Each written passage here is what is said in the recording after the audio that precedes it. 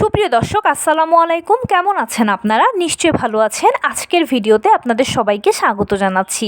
আজকে আমি আপনাদের সাথে শেয়ার করব, যদি কোনো গর্ভবতী মা নবম মাসের 37, 38, 39 কিংবা 40 সপ্তাহ পার করতে থাকেন কিন্তু ডেলিভারির কোনো লক্ষণ বা কিছুই দেখতে না পান, তাহলে সেক্ষেত্রে আপনি কি করবেন। চলুন জানাচ্ছি কি করতে হবে। বাই দ্য ওয়ে, মূল ভিডিওতে যাওয়ার আগে একটা কথা বলি, আমি আমার চ্যানেলে pregnancy related, specially normal delivery related অনেক ইম্পর্ট্যান্ট তথ্য ভিডিও আকারে শেয়ার করে থাকি। এই তথ্যগুলো আমার পার্সোনাল এক্সপেরিয়েন্স ও আমার ডক্টরের সাজেশন থেকে নেওয়া। তাই আমার চ্যানেলটিকে যদি একবার আপনারা ভিজিট করেন, তাহলে আপনারা আপনাদের প্রশ্নাতীত মনের অনেক প্রশ্নের উত্তর পেয়ে যেতে পারেন। আমন্ত্রণ জানাবো আমার চ্যানেলটিকে একবার ভিজিট করে দেখার জন্য। এবারে চলুন মূল আলোচনায় যাওয়া যাক। আমি শুরুতেই বলেছি আজকে আলোচনা করব, যদি কোনো গর্ভবতী মা নবম মাসে 37, 38, 39 কিংবা 40 সপ্তাহ পার করতে থাকেন কিন্তু ডেলিভারির কোনো লক্ষণ দেখতে না পান, তাহলে সেক্ষেত্রে আপনি কি করবেন। গর্ভাবস্থায় যখনই নবম মাস বা 37 সপ্তাহে পড়বেন, তখনই উচিত হচ্ছে আপনার সর্বশেষ চেক আপটা করিয়ে ফেলা। সর্বশেষ চেক আপ করা আপনার জন্য এই জন্য প্রয়োজন, সর্বশেষ চেক আপে যদি দেখেন যে রিপোর্টে সব কিছু ঠিকঠাক এসেছে, তাহলে ইনশাল্লাহ ধরে নেবেন যে আপনার ডেলিভারিটা নর্মালে হওয়ার খুব বড় চান্স আছে। আর যদি কোনো সমস্যা থাকে, তখন সেক্ষেত্রে ডাক্তারই বলে দেবে যে এই সমস্যা আছে, আপনাকে সিজার করতে হবে। তাহলে বুঝতেই পারছেন, যে মা জানতে পারবেন যে কার নর্মাল হবে কার সিজার হবে, সেই মা তো অনেকখানি নিশ্চিত থাকতে পারবেন। আর সিজারিয়ান পেশেন্টদের ক্ষেত্রে হয় কি, যখনই আপনার বাচ্চা ম্যাচিউরড হয়ে যাবে, যেই সপ্তাহে ম্যাচিউরড হয়ে যাবে সেই সপ্তাহে আপনি সিজার করিয়ে ফেলতে পারবেন। জাস্ট আপনি আপনার পছন্দ মতো ডাক্তার ও হসপিটাল চুজ করবেন এবং সেখানে গিয়ে সিজারটা করিয়ে ফেলবেন। এর পরবর্তীতে এক একটা হসপিটালের এক একটা প্যাকেজ থাকে, কারো 3 দিনের, কারো 4 দিনের। সেই প্যাকেজ অনুযায়ী হসপিটালে থাকবেন। এরপরে বাসায় চলে আসার সময় ডাক্তার আপনাকে ঔষধ দেবে, কিছু নির্দেশনা দেবে। সেগুলো নিয়ম মেনে যদি চলেন, তাহলে ইনশাল্লাহ খুব দ্রুত সুস্থ হয়ে যাবেন। তাই সিজার নিয়ে আলাদা করে কিছু বলার নেই, শুধু একটাই অনুরোধ করব, কোনো নাম সর্বস্ব ডাক্তার বা কোনো নাম সর্বস্ব হসপিটাল বা চমকপ্রদ কোনো বিজ্ঞাপন দেখে হুটহাট করে কোনো একজন ডাক্তার বা একটা হসপিটাল চুজ করে ফেলবেন না প্লিজ। দেখে শুনে খোঁজ খবর নিয়ে ভালো একজন ডাক্তার ও ভালো একটা হসপিটাল চুজ করবেন। কারণ কি, সিজার হচ্ছে একটা ছোটোখাটো অপারেশানে আগে পরে বিভিন্ন ধরনের ঝুঁকি থাকে। এছাড়াও যেহেতু এটা একটা অপারেশান, তাই অবশ্যই এক্ষেত্রে কোনো হেলাফেলা করা উচিত নয়। আর যেহেতু ডেলিভারিটা দুটো মানুষের জীবনের প্রশ্ন, তাই কোনো ক্রমে এটার সাথে কোনো কিছুর কম্প্রোমাইজ চলবে না। তাই দেখে শুনে জেনে বুঝে ভালো একটা হসপিটাল চুজ করবেন আর সেখানেই সিজার করবেন। আর যারা নর্মাল ডেলিভারি পেশেন্ট, মানে রিপোর্টে সব কিছু নর্মাল এসেছে, স্বাভাবিক এসেছে, তারা তো অপেক্ষা করবেন। আপনার জন্য অপেক্ষা করাটা সহজ হবে। ধৈর্য ধরে অপেক্ষা করতে পারবেন, নিজেকে এটা বোঝাতে পারবেন যে আমার তো রিপোর্টে সব নর্মাল এসেছে, তাই অবশ্যই আমাকে কিন্তু অপেক্ষা করতে হবে, ধৈর্য ধরে অপেক্ষা করতে হবে। যেহেতু সব নর্মাল এসেছে রিপোর্টে, তার মানে যে কোনো সময় যে কোনো মুহূর্তেই কিন্তু আমার ডেলিভারি প্রক্রিয়া শুরু হতে পারে। সেই জন্য নবম মাসের চেক আপটা কিন্তু গর্ভবতী মায়েদের নিজেদের জন্যই ব্যক্তিগতভাবে খুবই গুরুত্বপূর্ণ। এটা অবশ্যই করা উচিত বা করবেন। এবারে বলি, কোনো মা যদি এখন ওই সময়টা পার করে চলে আসেন, 37 সপ্তাহে আছেন বা 38 সপ্তাহে আছেন বা 39 বা 40 সপ্তাহে আছেন, যদি সম্ভব হয় তাহলে একবার চেক আপটা করিয়ে নিলে সবথেকে বেশি ভালো হয়। ডাক্তারের সাথে যোগাযোগ করবেন, আপনার পার্সোনাল ডাক্তারের সাথে। তিনি যদি আপনাকে সায় দেন, তাহলে অবশ্যই চেক আপটা করিয়ে নিলে আরও বেশি নিশ্চিত হতে পারবেন।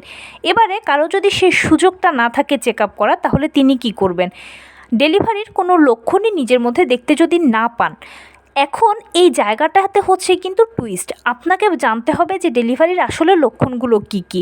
দেখুন, নবম মাসে বা যখন গর্ভবতীরা পড়েন, তখন বিভিন্ন লক্ষণ নিজের মধ্যে দেখতে পান। কোমরে ব্যথা, তলপেটে ব্যথা, হাতে পায়ে পানি এসে যাওয়া, হাঁটতে চলতে কষ্ট হওয়া, কতই না লক্ষণ। যদি লক্ষণের কথা বলতে শুরু করি, তাহলে 15, 20টা, 25টা, 30টাও পার করে ফেলবো। সব কিছুই আপনার মাথার উপর দিয়ে যাবে, কিছুই বুঝতে পারবেন না।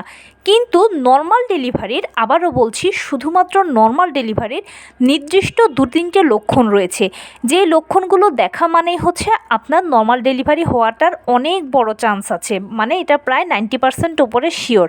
এবারে আমি বলি সেই লক্ষণগুলো কি কি, এবং আপনি শুনে নিন আর মিলিয়ে নিন এগুলো আপনি দেখতে পাচ্ছেন কি না। প্রথম যে লক্ষণ, সেটা হচ্ছে ঘন ঘন চাপ অনুভব করা। খেয়াল করবেন যে আপনি আপনার তলপেট থেকে নিচের দিকে সবসময় একটা চাপ অনুভব করবেন। হাঁটতে চলতে উঠতে বসতে কষ্ট হবে, মনে হবে যেন কিছু একটা ছিঁড়ে বেরিয়ে যাচ্ছে। এই ধরনের অনুভূতি হয় কি না দেখুন। দ্বিতীয় যে লক্ষণটা বলবো সেটা হচ্ছে পেট শক্ত হওয়া। খেয়াল করবেন মাঝে মাঝে আপনার পেট নিজে নিজে শক্ত হচ্ছে, কয়েক সেকেন্ড থাকছে আবার চলে যাচ্ছে, আবার শক্ত হচ্ছে আবার কয়েক সেকেন্ড থাকছে চলে যাচ্ছে। 24 ঘন্টার মধ্যে যদি এরকম 2-3 বার হয় তাহলে এটা স্বাভাবিক এবং নর্মাল ডেলিভারির একেবারে সরাসরি লক্ষণ। তৃতীয় যে লক্ষণটা বলবো সেটা হচ্ছে ঘন ঘন প্রস্রাবের চাপ অনুভব করা। মিলিয়ে দেখুন তো আপনার কি বারে বারে প্রস্রাবের চাপ অনুভব হচ্ছে? হয়তো বাথরুমে যাচ্ছেন, 2-1 ফোঁটা প্রস্রাব হচ্ছে, বা কখনো দেখছেন যে হচ্ছেও না, কিন্তু একটা চাপ সবসময় থাকছে, মনে হচ্ছে যেন প্রস্রাব হবে প্রস্রাব হবে। এই ধরনের ফিলিংস কি হচ্ছে? যদি হয়ে থাকে তাহলে ধরে নেবেন যে আপনার বাচ্চা এখন নর্মাল ডেলিভারির যে পজিশান, মানে যে সেফালিক পজিশান, সেখানে চলে গিয়েছে।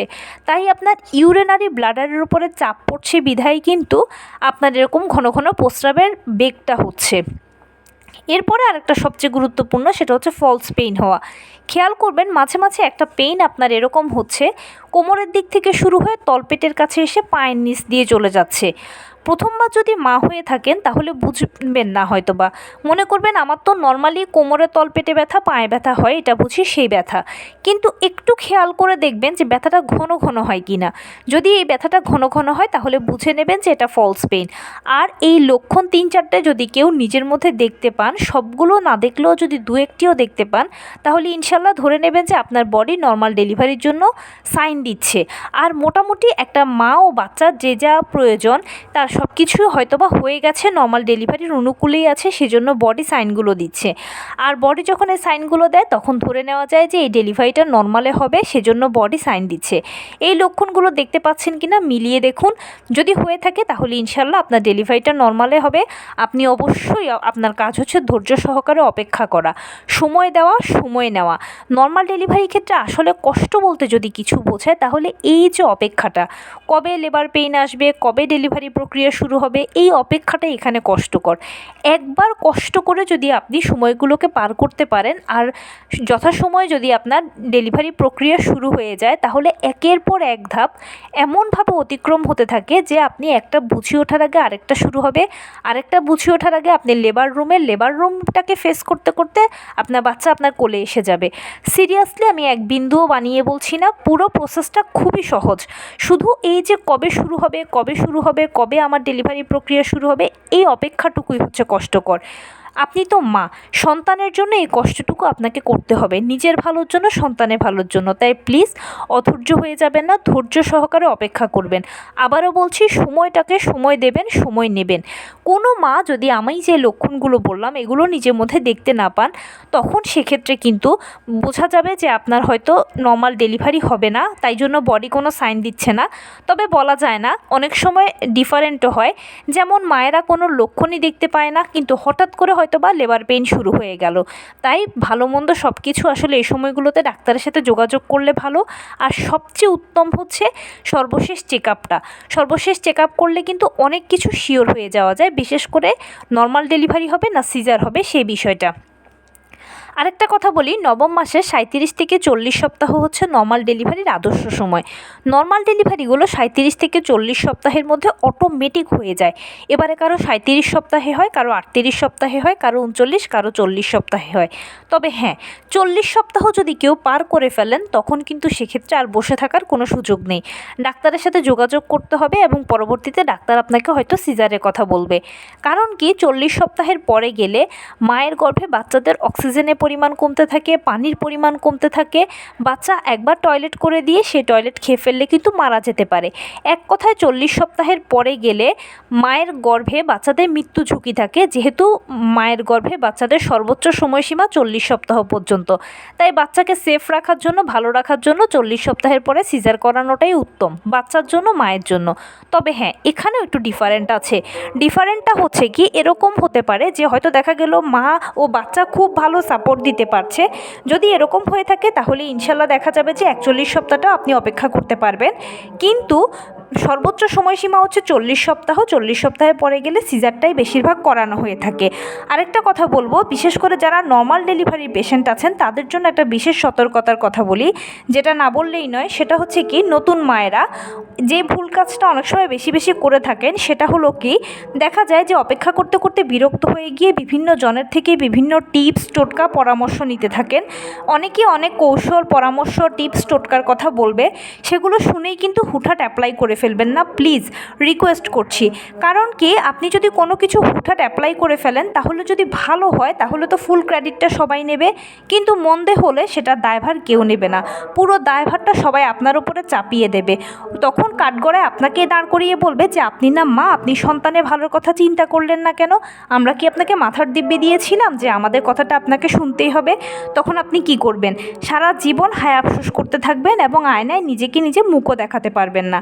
যে কোনো কাজেরই একাধিক পদ্ধতি আছে, মনে রাখবেন, কিন্তু কোনটা কাকে স্যুট করবে কাকে স্যুট করবে না সেটা তো কেবলমাত্র আপনি নিজের উপরে অ্যাপ্লাই করার পরেই বুঝতে পারবেন।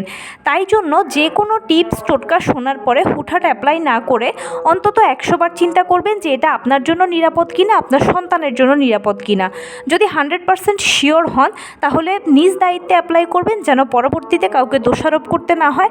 আর যদি মনটাকে খচখচ করে বা মনে হয় যেন একটু কিন্তু কিন্তু লাগছে, তখন সেক্ষেত্রে কিন্তু আপনি অবশ্যই স্কিপ করে যাবেন। কারণ মাথায় রাখবেন, নর্মাল ডেলিভারিটা 37 থেকে 40 সপ্তাহের মধ্যে অটোমেটিক হয়ে যাবে। এটার জন্য বিশেষ কোনো ঔষধ, বিশেষ কোনো ডাক্তার বা কোনো টিপস টোটকা কোনো কিছুই অ্যাপ্লাই করার কোনো প্রয়োজন নেই। শুধুমাত্র নবম মাসের গর্ভবতীরা যে কাজটা বেশি বেশি করবেন সেটা হচ্ছে নিয়মিত হাঁটাচলা করবেন, টুকটাক কায়িক শ্রম করবেন, লো কমেটটা ব্যবহার করবেন, পুষ্টিকর খাবার খাবেন। আর আপনি যেই ধর্মের অনুসারী হন না কেন, বেশি বেশি করে উপরওয়ালাকে রাখবেন। এভাবেই যদি আপনি সময়টাকে পার করতে পারেন, তাহলে দেখবেন যে আপনার বডিটা একটা সবসময় ব্যায়ামের উপরে থাকবে, আপনার শরীরটা শক্তপোক্ত থাকবে। আর যে শরীরটা শক্তপোক্ত থাকে, নিয়মিত ব্যায়ামের উপরে থাকে, সেই শরীরে অটোমেটিক লেবার পেইন শুরু হয়, জরায়ু মুখ খুলে সময় মতোই কিন্তু আপনার ডেলিভারি প্রক্রিয়া শুরু হয়ে যাবে। এটা নিয়ে আপনাকে টেনশন করতে হবে না। তবে আরেকটা কথা বলি, সেটা হচ্ছে নবম মাসে গর্ভবতীদের শরীরে বিভিন্ন পরিবর্তন হতে থাকে, প্রতিনিয়ত শুধু পরিবর্তন হতে থাকে, এক এক বেলা যেন এক এক রকম লাগে। ভালো মন্দগুলো যতক্ষণ পর্যন্ত আপনি সহ্য করতে পারবেন, যে কোনো ব্যথা কষ্টই আপনি যতক্ষণ পর্যন্ত সহ্য করতে পারবেন ততক্ষণ পর্যন্ত এগুলো স্বাভাবিক। আর যখন আপনি সহ্য করতে পারবেন না, অসহ্য হয়ে যাবে, তখনই এগুলো অস্বাভাবিক। আপনাকে অতি দ্রুত ডাক্তারের সাথে যোগাযোগ করতে হবে। আর যে কোনো বিষয়ে ডাক্তারের সাথে যদি পরামর্শ করেন তাহলে আপনিও মানসিকভাবে অনেক শান্তি পাবেন। ফাইনালি যে কথাটা বলে শেষ করব সেটা হচ্ছে, আমরা সবাই জানি যে সিজারের তুলনায় নর্মাল ডেলিভারিটা ভালো, সেজন্য আমরা সবাই নর্মাল ডেলিভারি চাই, পছন্দ করি। কিন্তু তার মানে এটা নয় যে নর্মালে বাচ্চা হতেই হবে, এছাড়া কোনো অপশান নেই। প্লিজ, এরকম অনেক সিচুয়েশন উপনীত হতে পারে যে হতে হতেও নর্মাল ডেলিভারি না হতে পারে। যদি এরকম কারো হয়ে যায় বা কারোর সাথে যদি হয়, তাহলে মন খারাপের কোনো কারণ নেই। জেনে রাখবেন যে দিন শেষে যেন ডেলিভারিটা সুন্দরভাবে হয়, আপনার সন্তান যেন সুস্থভাবে আপনার কোলে আসে এবং ডেলিভারির পরে আপনারা মা বাচ্চা উভয়ই যেন সুস্থ থাকেন, এটাই সবসময় কামনা প্রার্থনা হওয়া উচিত। এবার ডেলিভারিটা নর্মালে হলো না সিজারে হলো সেটা বড় কথা নয়, সন্তানের সুস্থতা ও মায়ের সুস্থতা সবচেয়ে বেশি ইম্পর্ট্যান্ট। সুন্দরভাবে ডেলিভারিটা হওয়াটা হচ্ছে সবথেকে বেশি ইম্পর্ট্যান্ট। কারণ মা ও বাচ্চা একে অন্যের পরিপূরক। মায়ের যদি কিছু হয় তাহলে বাচ্চা ভালো যত্ন পাবে না, আর বাচ্চার যদি কিছু হয় তাহলে মায়ের একদণ্ড শান্তি লাগবে না। সেই জন্য ডেলিভারিটা সুন্দরভাবে হওয়া উচিত, মা ও বাচ্চা সুস্থ থাকা উচিত, এটাকে আপনাদের প্রায়োরিটি দিতে হবে। তো এই ছিল আজকের ভিডিও। কেমন লাগলো বলুন? যদি ভালো লেগে থাকে ও হেল্পফুল হয়ে থাকে তাহলে প্লিজ লাইক কমেন্ট শেয়ার করতে একদম ভুলবেন না। আর সেই সাথে আমার চ্যানেলটিকে সাবস্ক্রাইব করার বিনীত অনুরোধ রইল। পাশে থাকা বেল আইকনটি ক্লিক করে দেবেন যেন আমি ভিডিও আপলোড করার সাথে সাথে আপনারা নোটিফিকেশান পেয়ে যান। যদি কোনো প্রশ্ন থাকে কমেন্টসে জানাবেন, আমি রিপ্লাই দেব। প্লাস যদি কোনো পরামর্শ থাকে যে কোন বিষয়ের উপরে ভিডিও বানালে আপনারা উপকৃত হবেন সেটাও জানাবেন, আমি আপনাদের পছন্দের সর্বোচ্চ প্রায়োরিটি দেব। ভালো থাকবেন, সুস্থ থাকবেন। আসসালামু আলাইকুম।